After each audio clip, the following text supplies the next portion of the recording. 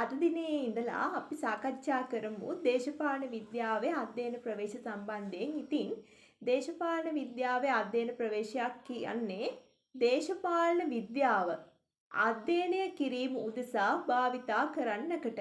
ඉතින් මම ඔයාලට කලින් කියලා තියෙනවා දේශපාලන විද්‍යාව බිහි වුණේ පුරාණ ග්‍රීක යුගයේදී. ඉතින් දේශපාලන විද්‍යාව ස්වාධීන විෂයක් වුණේ 21 වන සියවසේදී.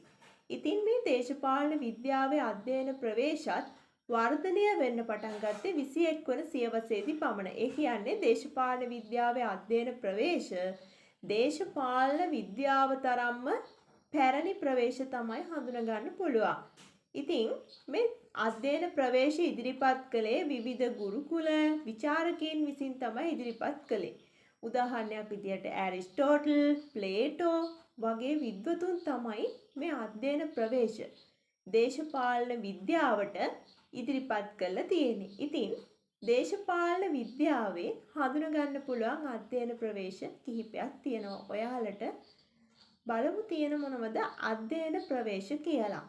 ඉතින් මේ අධ්‍යයන ප්‍රවේශ සම්බන්ධයෙන් මේ පාර ප්‍රශ්නයක් වුණත් එක්සෑම් එකට එන්න පුළුවන්. 2025 A level කරන අය සැලකිලිමත් වෙන්න මේ පාඩම ගැන අධ්‍යයන ප්‍රවේශයක් අහන්න පුළුවන්. නැත්නම් පොදුවේ ප්‍රශ්නයක් අහන්නත් පුළුවන්. නැත්නම් නම් කරලා උදාහරණයක් විදිහට දාර්ශනික අධ්‍යයන ප්‍රවේශය. අන්න ඒ වගේ එහෙම එකක් ගැන අහන්නත් පුළුවන්. නැත්නම් පොදුවේ සියල්ල ගැන අහන්නත් පුළුවන්. හරි. අපි දැන් බලමු දේශපාලන විද්‍යාව අධ්‍යයනය කරන්න භාවිතා කරන අධ්‍යයන ප්‍රවේශ කිහිපය කුමක්ද කියලා. පළවෙනි ප්‍රවේශය තමයි දාර්ශනික ප්‍රවේශය. මේකට කියනවා ප්‍රතිමානීය ප්‍රවේශය කියලා. දෙවෙනි ප්‍රවේශය තුලනාත්මක ප්‍රවේශය. තුන්වෙනි එක විද්‍යාත්මක ප්‍රවේශය. හතරවෙනි ප්‍රවේශය තමයි බහුවිෂයක ප්‍රවේශය.